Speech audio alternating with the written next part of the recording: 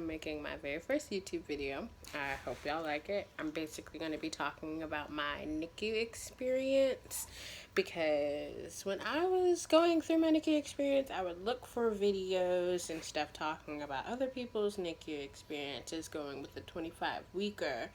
And you don't really see pretty much anything. It's like one or two videos, and they don't do updates. They don't do anything like that.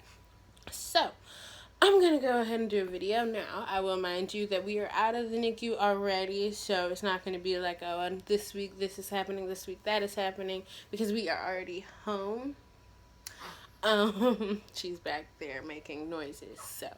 But we are already home. I want to go ahead and start by saying, like, the very first thing that you do whenever you have a premature baby, or maybe this is just me, the very first thing I did was Google, 25-weeker, because that's like 15 weeks from being full term. That's a long time for a baby to miss out on just being, in your stomach. So I looked it up, and the very first thing to pop up was, boom, survival rate, like, no. Not going to go ahead and psych yourself out by clicking on that and reading into it, talking about, well, they got a 50-50 chance. Like, no. That's not cool. I understand that they're micro preemie and the survival rate is lower than, of course, should have been 26, 27, 28 weeks. Yeah. The longer they can stay in your belly, the better it's going to be. That's just how that goes for all babies. But I just really wanted more information on how I should go about taking care of or getting used to having a 25-weeker, or is there going to be any, like, what's going to be going on with her brain? Am I going to have to worry about this? Am I going to have to worry about that? My main concern was just her brain developing properly, and I already have asthma, so of course her lungs are not fully developed, so I'm thinking, oh man, she's going to have asthma like me, because I was premature by 30 days, not as extreme as her, so I'm like, sure, for sure that she's gonna have asthma, but she's actually pretty good. So I went into labor at 25 weeks 2 days. I'll go into a labor story in another video, so I'm not really gonna discuss that in this one. I ended up having an emergency C-section. I wake up, the very first thing is, hey, baby, where's my kid?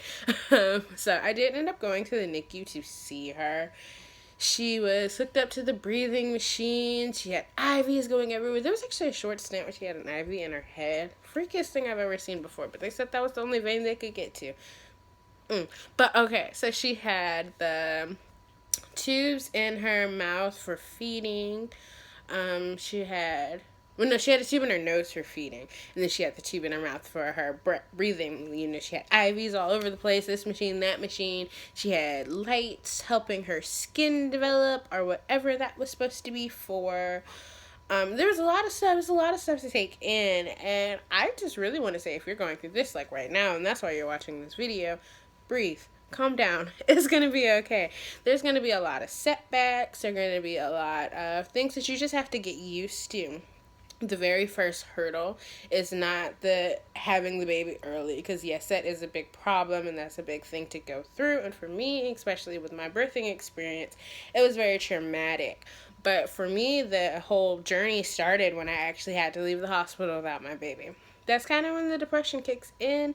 I don't know about anybody else, but I did have postpartum depression. I'll go over that in another video eventually and talk about that a little bit more. But going home without your baby is like the first step, because of course you get discharged first. If you have a vaginal birth, I'm pretty sure you get discharged probably faster than I did. I think I was in the hospital for like 5 days.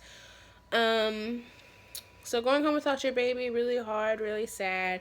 I cried. It's okay to cry. You will cry a lot during this experience. I will go ahead and say that now. Things about 25 weekers, of course, their lungs are not going to be developed. They did not stay in the womb long enough for that. They did not stay in the womb long enough to develop that suck, swallow, breathe reflex. They did not stay in the womb long enough to develop a lot of good things that come in handy when they're babies. Like, she still does have to get eye appointments. I don't know if that's regular for all babies, because again, this is my first baby, or maybe I'm just saying that this is my first kid, so we have to go to eye appointments regularly just to make sure her eyes are fine. They always have been, so I have not had to worry about that.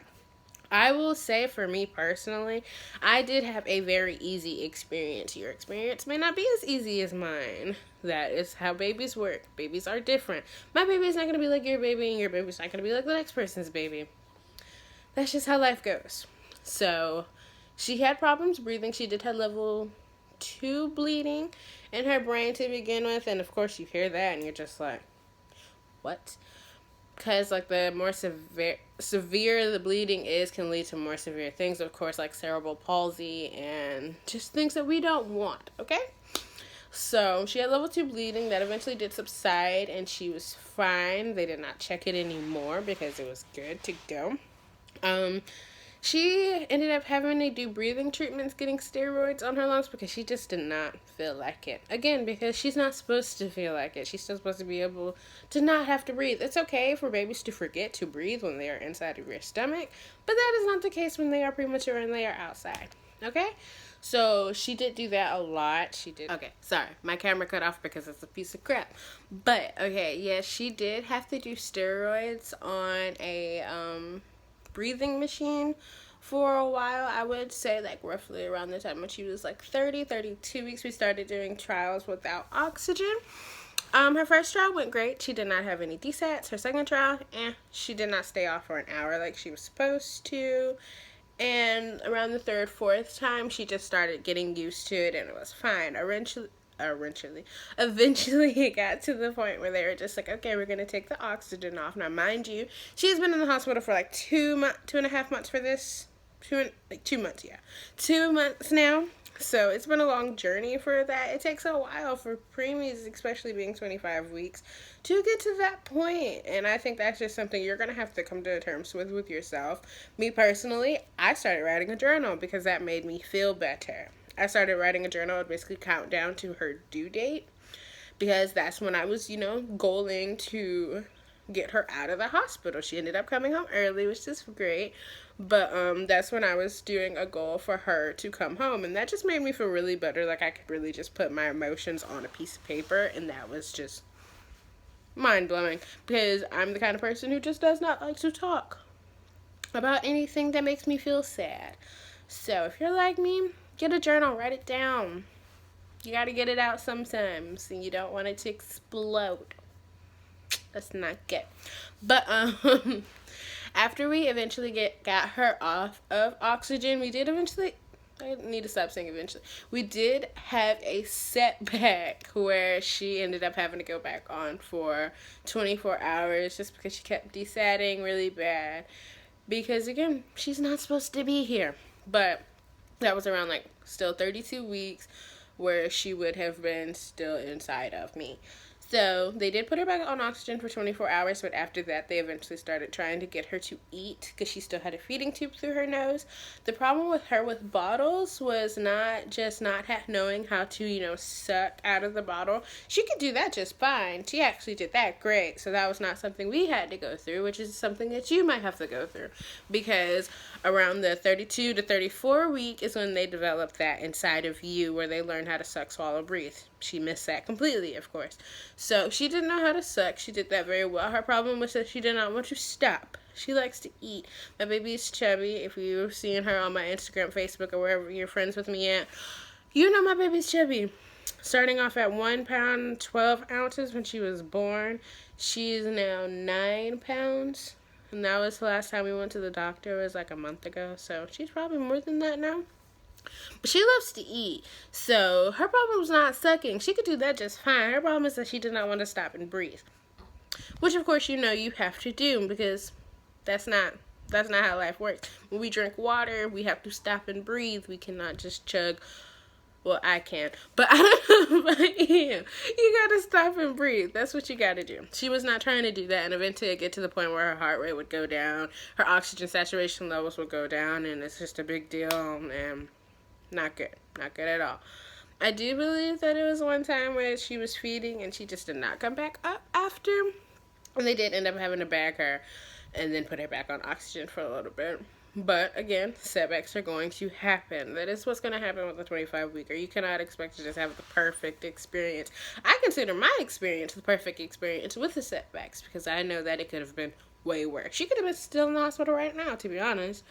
that's just how bad it is, because she ended up coming home probably like 16 days before her due date, so that was still like 2 weeks, almost a little over 2 weeks before she was actually supposed to be here, which is pretty lucky in my case, because that's not usually how it goes.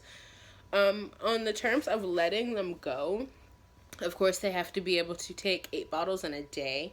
They have to be able to not have the incubator on, like the full top. They have to be topless, just on basically like a bassinet. They have to be in a bassinet, and the bassinet has to be laying flat. That's the rules for my hospital on how she had to come home. They said that they didn't really have a birth weight not birth weight, discharge weight that they had to be. It was really just, 4 pounds and up. Yeah, because, so they did say that they would send home a 3-pounder if they were doing, like, magnificent. But I wouldn't be comfortable with that. I don't know about you. But she ended up getting sent home at 5 pounds, which is just perfect for me. She was still really tiny, but, hey, 5 pounds is better than the 1 pound that she came out here as. So, bottle feeding, that eventually got to the point where I just had to come to the hospital and bottle feed her because she was having DSATs with the nurses. I'm not saying that the nurses weren't doing a good job. They were perfect. I loved all my nurses at the hospital. But she just seemed to like the way I fed her better. So the lady came and she talked to me, and she was basically like, she doesn't have these DSATs with you, so we're going to put her on a trial for 24 hours. You're going to come in as much as you can to feed her, and we're basically going to see how that goes. And if it's good, you can go home. I ended up going home the next day, so that was pretty good. She didn't really come home with anything because she wasn't on any oxygen. She didn't have any monitors. She didn't have to do any of that. She was taking her 8 bottles, so she did not have to come home with a feeding tube. The only thing that she did come home with was, of course, iron, because I was breastfeeding, and iron and vitamin D are not something that you can get from breast milk, I don't think. Don't quote me on anything because I'm not a doctor. But she did come home on iron supplements, and that was pretty much it. Human milk fortifier, which is just, I'm pretty sure, just to help her gain weight. It doesn't really have anything to do with vitamins or stuff like that. So she pretty much came home like a regular baby would have. So I was really lucky for that. Now, eventually, in another later video, I will go into my birthing experience and why I found it traumatic.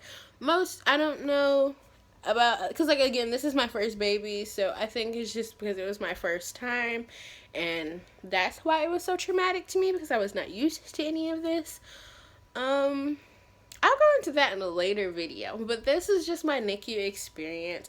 I hope that if you are going through the 25-weeker process, I hope you have a strong mind, because you will need it. And if you do not have a strong mind, I hope you have some strong support, because you will need it. You need all the support you can possibly get. Sadly, I ended up going through all this during this coronavirus BS. So me and my husband were actually the only people who could come up to the hospital to visit the baby. So I pretty much just had to call everybody and tell them how she was doing. Jesus. Throughout the rest of that.